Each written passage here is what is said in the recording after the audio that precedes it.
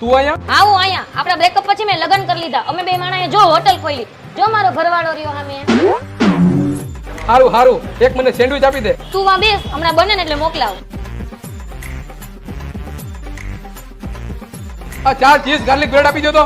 એ હા મોકલાવું. આ 2 દાબેલી આપી દો. બસ 2 મિનિટમાં આવે. આ એક દહીં વડા આપી દેજો. એ હા હા આવે. આ 2 વડાપાવ આપી દેજો. એ હા હાલો ઈ મોકલાવી દો. આ એક પાણીપુરી આવવા દેજો. એ હા મોકલાવું. આ એક થમ્સ અપ આપી દેજો. એ હા હા આવે. કેટલું બિલ થયું?